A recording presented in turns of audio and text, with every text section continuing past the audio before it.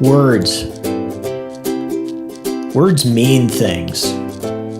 Words have power.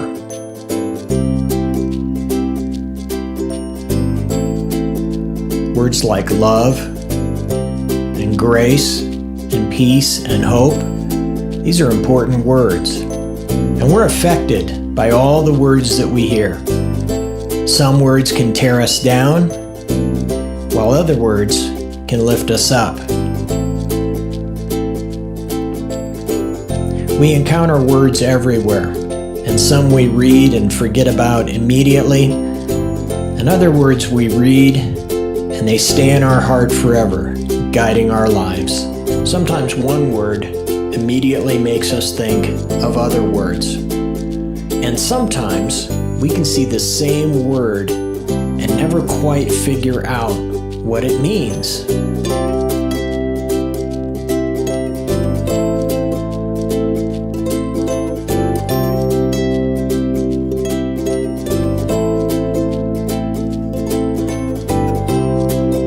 One of the most important things that we understand about words is that the authority and the power of those words comes from the character of the person who's speaking. But I have a dream that my 4 little children will one day live in a nation where they will not be judged by the color of their skin, but by the content of their character. I have a dream today.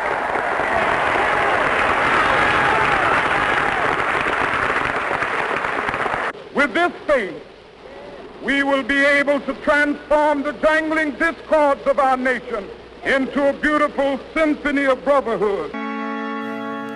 It is not the critic who counts, not the man who points out how the strong man stumbles or where the doer of deeds could have done better. The credit belongs to the man who is actually in the arena, whose face is marred by dust and sweat and blood,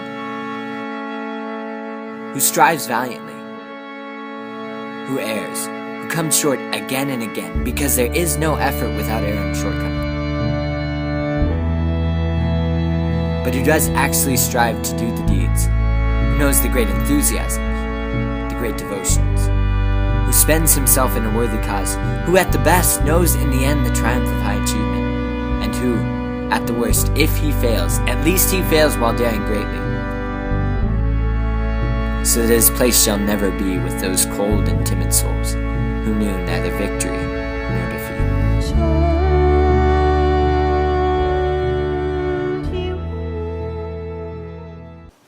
Well, we started talking last week about the power of words and how quickly words can affect somebody.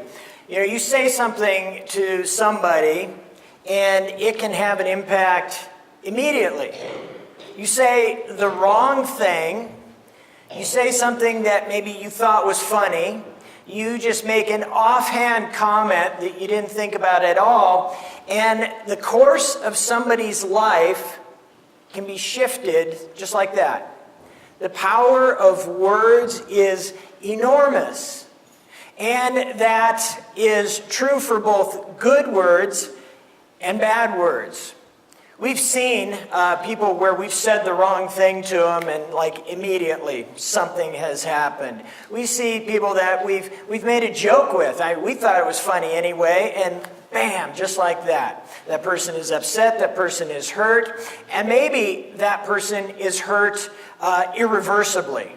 You can say just the wrong things. The things that come out of your mouth, like that can affect a person. The same thing is true about saying good things. You can encourage someone immediately by saying just the right word. You can, if the stars line up and everything is just as it should be, you can say one word to a person and change the course of their life for the better.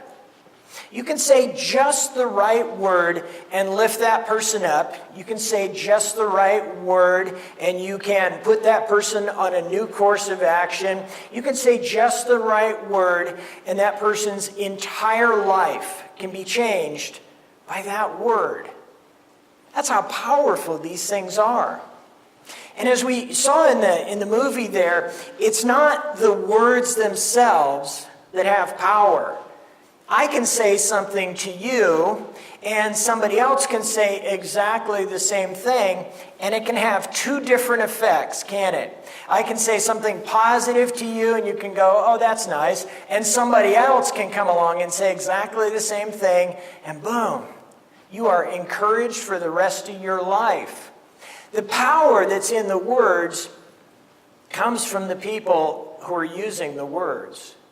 It comes from the character of the people that are using the words. Anyway, we saw some famous people up there. We saw George Patton and Cesar Chavez and Martin Luther King and Teddy Roosevelt. These are people whose lives we're familiar with.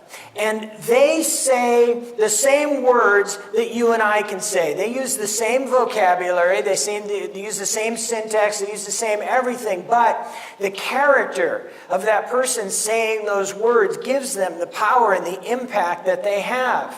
When I say, I have a dream, yeah, it doesn't really echo off the walls, does it? But when you see Martin Luther King standing out there in front of the Washington Monument, making that speech, it transforms a nation. It transforms an entire generation of people to look at other human beings differently. And it's because you knew something about him. You knew that he had devoted himself to ending the racist policies, ending just the general idea of racism amongst people. You knew that he had given his everything to break down the barriers of what was going on in this country. And so you knew he was fully into it. In the same way, George Patton could say, all of you guys may not return from this battle, but your country will be better for it. And those men serving under him would just go. They do because in his character, he had led them forward to this point and said, for the good of your nation, for the good of your mothers and fathers back home, for the good of the children who will come after this, you may give your life. But you went into that battle willing to give your life. Cesar Chavez could say, we're going on strike, and we're going to go on strike for the good of everybody. We're going to go on strike, and we're going to do it peacefully. We're simply just going to go on strike, and it's going to cost us. You know, the strike that Chavez calls doesn't go on for a few months. It goes on for years and years. But so committed was he to what he thought was right for the farm workers in California, that was it. Those words in his character. And Teddy Roosevelt stands and he gives that man in the arena speech. He says, the credit doesn't belong to the critics. Our culture gives the credit to the critics. Right? If you can tear somebody down, if you can make a negative or snipish comment about somebody, you get the credit for that rather than the person who's actually doing whatever it is that they are committed to doing. And so he stands up there and he says, the credit doesn't go to the critics. It goes to the man who's in the arena, the man that is actually the doer of deeds. And even if that man should stumble and fall, even if you look at the man in the arena and his face is covered with sweat and blood and dirt, he is still the doer of the deed, not the critic who's standing over here. Because the critic who's standing over here to the side can always find a better way for you to do something. The critic who stands off here, never getting his hands dirty, never getting involved in anything, can always go, oh, well, you should have done that, or you could have done this way, or you got to. Meanwhile, you're the person in the arena actually doing the deeds. And so why does that resonate with Roosevelt? It resonates because he was a doer of deeds. His entire life is marked by him being willing to get in the arena. He doesn't send troops off to war. He leads them off to war. He doesn't say we're going to change this about the country. He gets out in front and says this is going to cost, and it may cost me, but this is the way we're going to go. He's a doer of deeds. Words and deeds and character all bind up together. And that's where the power of these words comes from. That's where the impact of these statements that we were looking at, these quotes, these different people's lives, that's where the power comes from, because it's in their character. But I want you to remember something. Your words matched up with your character give them that power, but your words also drive your character. Okay, the words that come out of your mouth are shaping your character. When Roosevelt says the credit doesn't go to the critic, he's saying your power is going to come from your words and deeds and your character all lining up.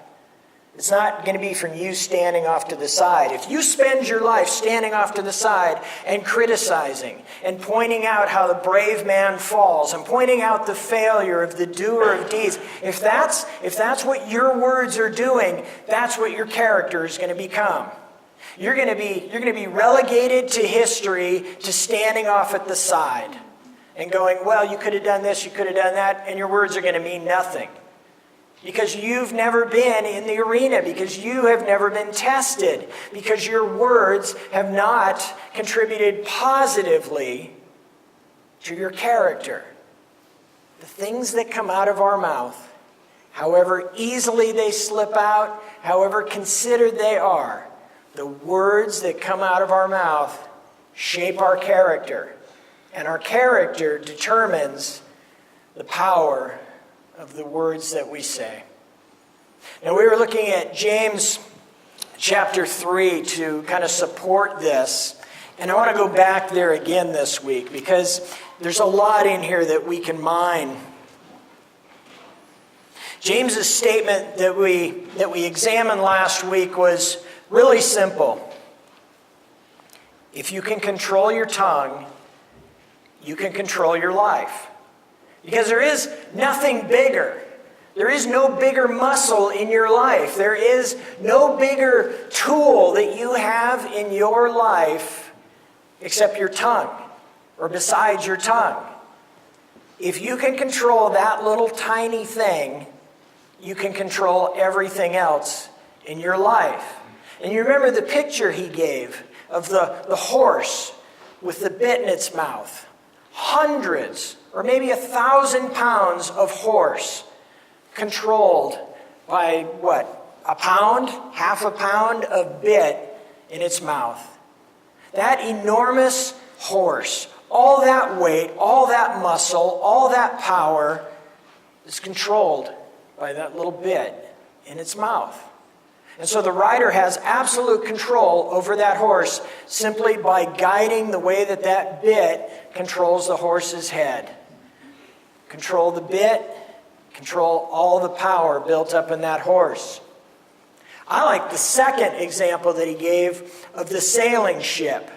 You picture one of those big old-time sailing ships, several sails on it, out there in the ocean.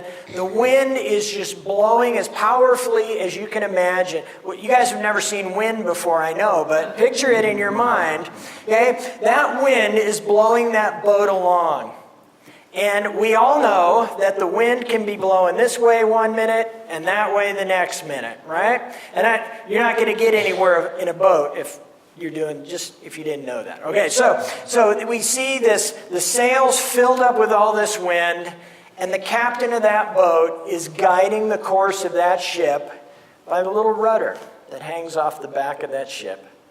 He's up there guiding this. He is harnessing the enormous power of the wind in all of his sails. He's guiding this several-ton ship floating in water. It should sink like a stone, but here it is floating, displacing all this water, using that power of buoyancy and that little rudder at the back. just by making little adjustments to what he's doing, gets him from port A to port B. That is a lot of power. And James says, your tongue is exactly the same as that. If you can control that, then all the rest of your life is a piece of cake. If you can get your speech under control, the words that you say to people, knowing the effect that it has on their life, if you can get that under control, well, then the rest of your life is a piece of cake. You can get everything under control. You know, we started last week with this example of the teacher. Not many of you should become teachers, my fellow believers, because you know that we who teach will be judged more strictly. We all stumble in many ways. Anyone who is never at fault in what they say is perfect, able to keep their whole body in check. And we can be tempted to read this as a message just to teachers. So the five of us that are in this room, this is to us, but it's actually a message to us to be humble. He pulls the example of teacher out to show someone who has the authority to speak into people's lives. Think back to the teachers that you had in school. Okay?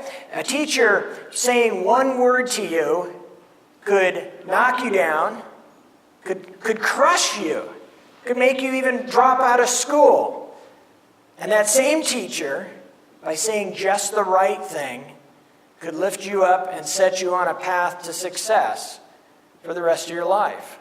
That's the power of words. And so if you think back to all the teachers that you had in school, I don't know, maybe you had one teacher though, but I had several teachers. As you think back to those teachers, I bet you can picture in your minds the ones that encouraged you, right? The ones that maybe got you pushed in the right direction. And you can remember the ones that rode you the whole time while you were in school. And the ones that just discouraged you to no end. The ones that just never seemed to say what you needed to hear. It's the power of words. And we have all these kids going to school, being subjected to this.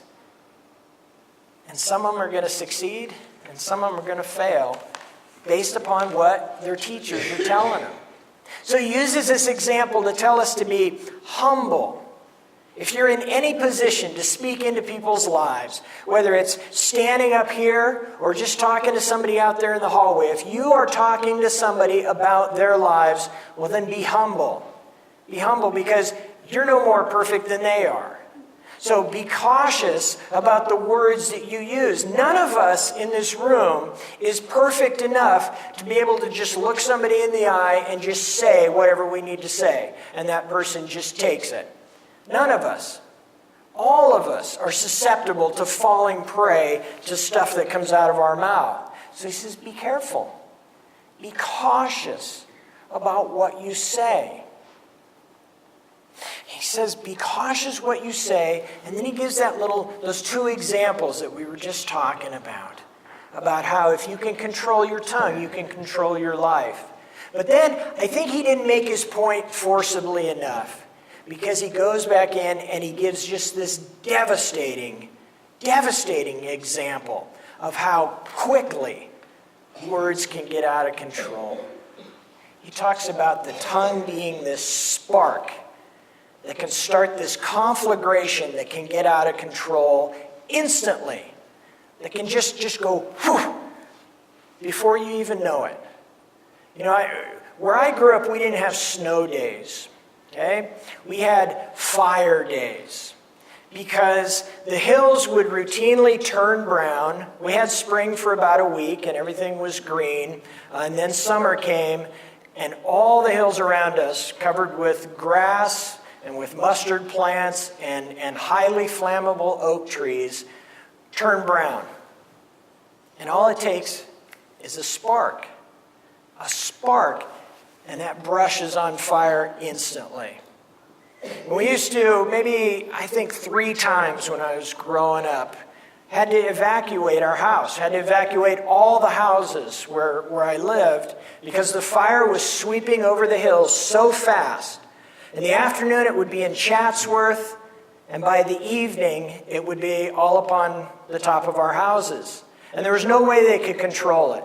The firemen could do nothing to stop this fire because it just moves like that. You could watch the fire dance across the hills up there. You've seen forest fires where the fire moves from tree to tree to tree. We've seen grass fires where in an instant the grass is gone because it's so dry and it's so hot. Well, with that picture in your mind, he says, your words, like that, just the wrong word, an inconsiderate word, maybe an intentionally discouraging word. You can say just the wrong word, and like that, somebody's life is off course. You can say just the right word at just the wrong moment, and somebody's life can get sideways. But this applies to the good as well. You see, you can say just the right word, and just like that, somebody can be encouraged, and their life can be set on a good path, and you can lift them out of trouble, and you can raise their heart. You can do all these things in an instant. So where does the power come from? Well, power comes from who you are. The power comes from the character that James has been talking about throughout the entire book. He says, your character matters. Your beliefs and your deeds need to line up. Who you say you are needs to be who you actually are. Your character matters. Your character matters because the words that you use are tied to your character. If you are a person of upstanding character, if you are a person whose character is up here, who everybody looks at and has no question about the quality of your character, you can say one word and change the world. And if you're like the rest of us and you're somewhere down here in the middle, and your character is mostly on the positive side, and the Spirit's at work in you and making you better and better and better, you can still say just the right word to lift somebody up. You can say just the right word to change the course of somebody's life. You can change the world with just one word. And you can do it like that. That's how powerful words are. That's how amazing the words are that we have. Remember that verse that we saw last week? With the tongue we praise our Lord and Father, and with it we curse human beings who have been made in God's likeness. Out of the same mouth come praise and cursing. My brothers and sisters, this shouldn't be. If you are a man or a woman of God, negative speech should not come out of your face. Period. I can't justify it in some way. Negative speech should not come out of your mouth. And remember what I said about this circular relationship, right? Your character determines the power of your words, and the words that you use determine your character. If you are in a habit of using negative words, if you are speaking to one another in a negative fashion, if you are speaking to your wife, your children, your husband, your relatives, your friends in a negative manner, then that's going to influence your character. And your character is going to be seen as negative. And if your character is seen as negative enough, someday you're going to say the right word and it's going to mean nothing. It'll have no power at all because your character is negative. So if you are in a habit of using negative speech, if you are constantly being critical, if you are constantly, being condescending, whatever, if you're in a habit of doing that, your character is going to be determined by those words. You are going to have a negative character. And then your words, when you need them most, are going to fail you. So I guess the first thing you can do is stop speaking negatively. Check your tongue. Check your tongue so that those kinds of words aren't coming out of your mouth. Now there's sort of a in-between character. There's the person who can say something good, but then there's a but. that I wasn't talking about you, okay? But then there's a but, right? I call that the big but, right? You know these people. You've met people like this in your life. Oh, it's a beautiful day. It's a wonderful, beautiful, glorious day, and I'm so happy we're all together. And what do? You do just that, don't you? You wait. You wait because there's a big but that's going to come right here. Oh, but so-and-so's not here. Right? Here's the problem with that. You and I could ignore the but. We could. We could look the other way. We could just, but we don't. We hear it enough. We hear the big but enough. And that's all we hear, isn't it? You never listen to what that person is saying in the beginning because you know their character and you know that 99.99% of the time there's going to be something negative coming. So you ignore all of the positive things that person is saying and you wait for the negative. You expect it. You know it's coming. So this up here means nothing. So this person may decide one day that they really want to encourage you. And they're going to come up and they're going to, okay, so they come to me and they say, oh, Pastor, that was the single best sermon I have ever heard in my entire life. Do you think I'm going to believe it? Well, I might, because my head, no, but I'm going to go, and, because I know, oh, but you missed this part of the, And so so you see how this works? Do I need to get a whiteboard up here and draw you? Your words, the power of your words come from your character. And your character is being built by your words. What muscle is being used to build your character? Don't stick your tongues out, but you know where I'm pointing here. Yeah, it's this. It's this, because this is tied to this. Right? Your tongue has a direct link to your heart. And whatever's in your heart, this is biblical too. Whatever's in your heart is going to come out. No matter how skillful you think you are at hiding what's in your heart, eventually it's going to come out. And usually at the wrong time. Usually at the worst possible time. What's in your heart is going to come out through here. Right? People are not going to read your mind. People are not going to guess what you're thinking. You're going to say it. And you might say it as a joke. You might say it as a mild critique. Whatever it is, it's going to come out negative. Your character is tied to your speech. And the words that you use over and over and over are creating the character that's in your soul. You might wonder why we sing like a selection of songs over and over and over. Why do they do the same songs over and over and over? And it's not because I can only sing certain songs, okay? Although that's all I can do.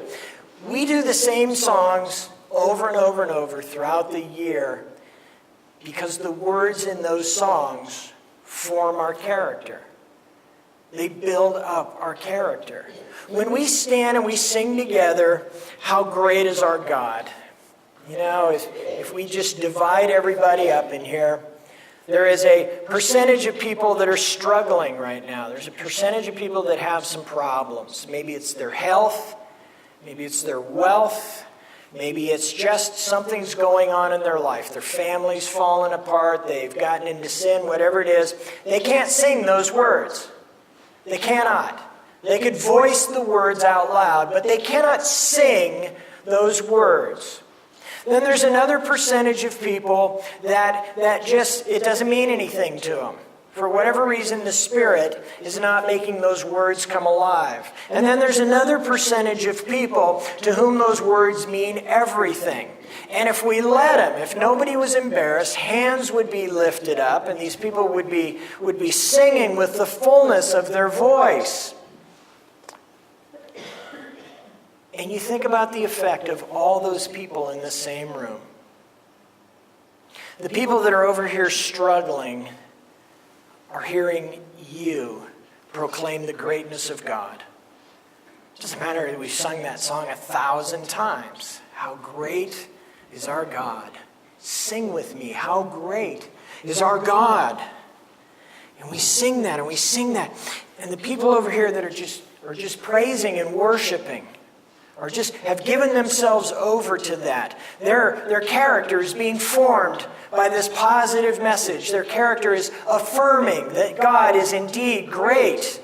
But they're also doing a service to these people over here who are struggling, and to these people who are here in the middling, that are here in the middle. They are showing that yes, indeed, God is great, and they are demonstrating it through their character. They are showing it through the abandon of their worship.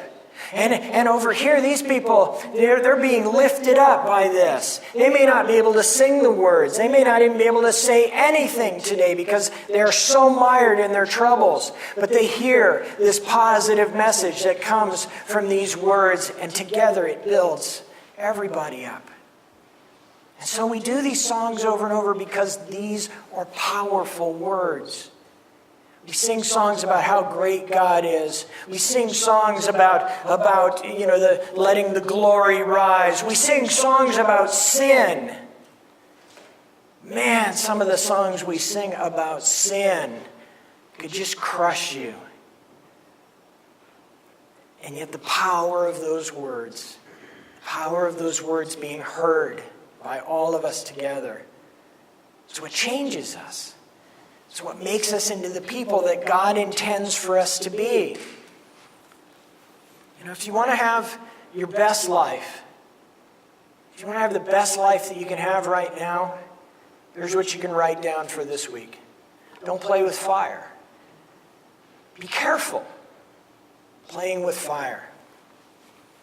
I was thinking about this yesterday. I was talking to Tom late in the afternoon because I had watched my neighbor spend the afternoon cleaning out his fire pit, his bonfire pit in the backyard. All right? You remember how windy it was yesterday? Anyway, he goes out there, and I watch him for about an hour. He's trying to get this thing lit, and it won't light. It just will not light because the wind is howling across the yard. He puts a blanket up on the fence. Like this, it just made a huge sail. But anyway, he thought that was going to, didn't do it. He clicked in his mind what he needed to do. Went in the shed, got this 5-gallon can of gasoline, came out. He's going to graduate from high school too. This worries me. And he pours a little bit on there. And he lights it, and and it burns out real. You know how fast gas burns, right? Well, that wasn't going to work. He empties the can, and I swear there was a pool of gasoline back here. And he lights it. Whew! The fire goes up. Thankfully, he got his face out of the way.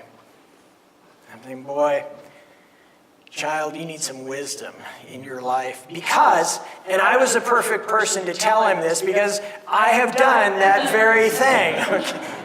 Look at all the men in here are shaking their heads.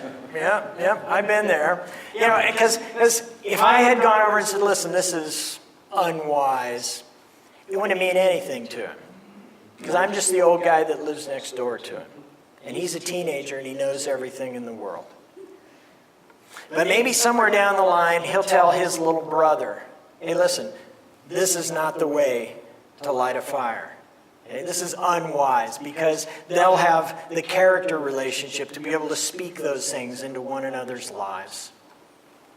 In the same way, if we're careful with the words that we use, if we're cautious in what we say to people, we can use words for bad and we can use words for good. And that's what I want us to walk away with today. Recognize the power of words. Recognize how instantly, like that fire, you can encourage somebody.